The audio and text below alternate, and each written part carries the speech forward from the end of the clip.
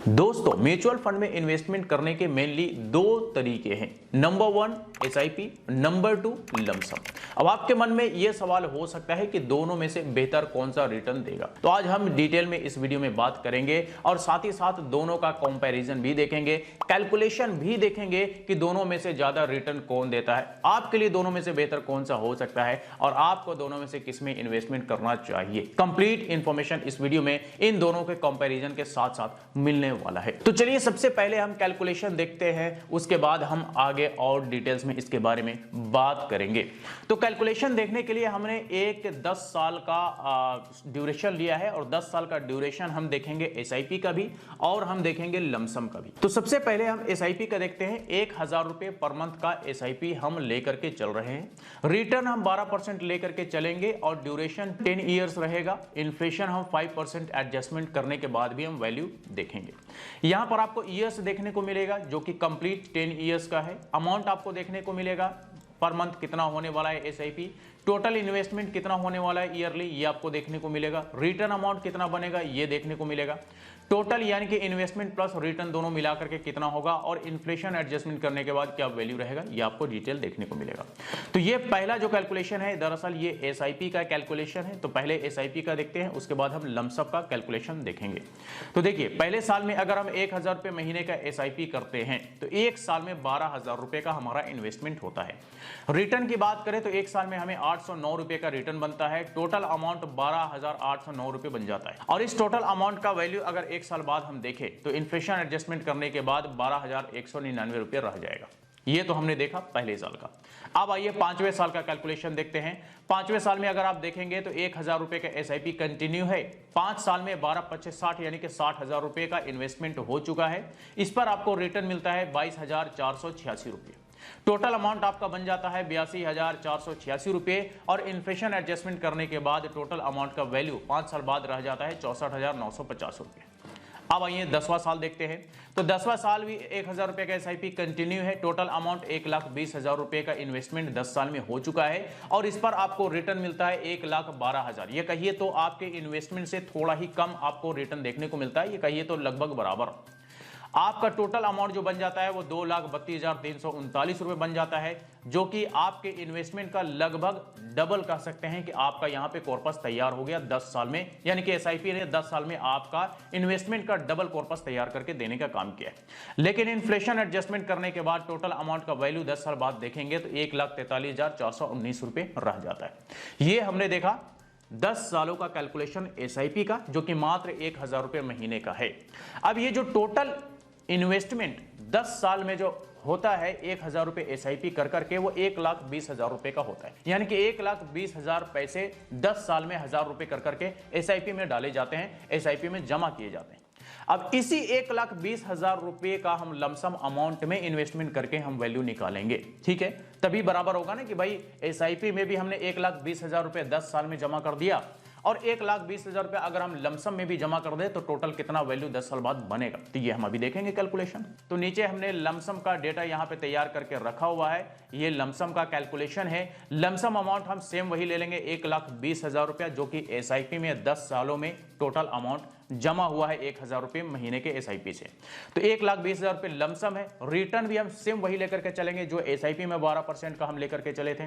Duration भी same वही होगा जो हमने एसआईपी में 10 साल का लिया था। इन्फ्लेशन एडजस्टमेंट करने के बाद वैल्यू भी सेम हम 5% के साथ हम लेकर के चलेंगे और देखेंगे कि इन्फ्लेशन के बाद क्या वैल्यू रह जाता है। पहले साल अगर आप देखेंगे तो 1,20,000 रुपए का लमसम इन्वेस्टमेंट यानी कि वन टाइम में इन्वेस्टमेंट म्यूचुअल फंड में कर दिया गया है। अब ये 1,20,000 रुपए का जो इन्वेस्टमेंट हुआ एक साल बाद 14,400 रुपए का इस पर रिटर्न मिला। यानी कि टोटल वैल्यू अगर आप देखेंगे तो 1,34,400 रुपए हो गए। इन्फ्लेशन एडजस्टमेंट करने के बाद पहले साल यानी एक साल कंप्लीट होने के बाद इन्फ्लेशन एडजस्ट करने के बाद ये जो टोटल अमाउंट है इसका वैल्यू 1,28,000 रुपए रह जाता है।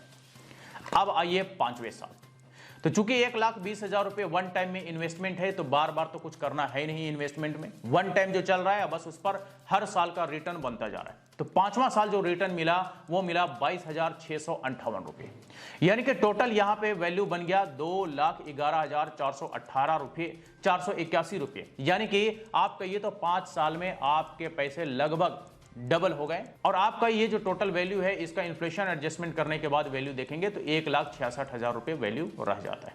अब आइए 10वां साल देखते हैं।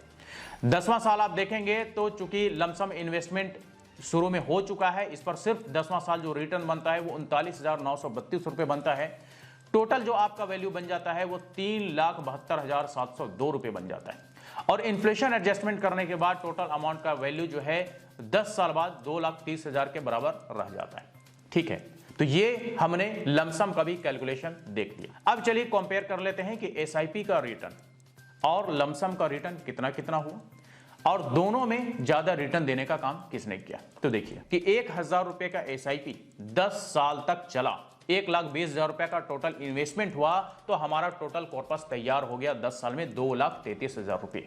ठीक है, वहीं अगर लमसम में हम देखें तो 1,20,000 रुपए का लमसम इन्वेस्टमेंट यानी कि वन टाइम इन्वेस्टमेंट हुआ, इस पर हमारा टोटल कॉर्पस तैयार होकर के मिला 3,72,000 रुपए। अगर आप दोनों का डिफरेंस देखेंगे तो आपको लगभग 1.5 लाख रुपए का फासला देखने को मिलेगा टोटल कॉर्पस में, जो कि 10 साल में कॉर्पस तैयार हुआ एसआईपी का और लमसम का, यानी कि लगभग 1.5 लाख रुपए का फर्क है एसआईपी के कॉर्पस में और आपको लमसम के कॉर्पस में। तो यकीनन यहां पे विनर है लमसम, यानी कि लमसम यहां पे बेहतर रिटर्न बनाने का काम कर रहा है, बेहतर रिटर्न देने का काम कर रहा है और इसी वजह से कॉर्पस भी लमसम का ज्यादा बन जा रहा है 10 सालों में एज कंपेयर टू एसआईपी। अब एक और बात आपको ध्यान में रखना है, क्योंकि चाहे लमसम कीजिए या एसआईपी कीजिए, कुछ खर्चे जो है वो आपको देने ही पड़ते हैं। जैसे कि शॉर्ट टर्म के लिए अगर इन्वेस्टमेंट है तो एसटीसीजी टैक्स आपको 20% का देना पड़ता है।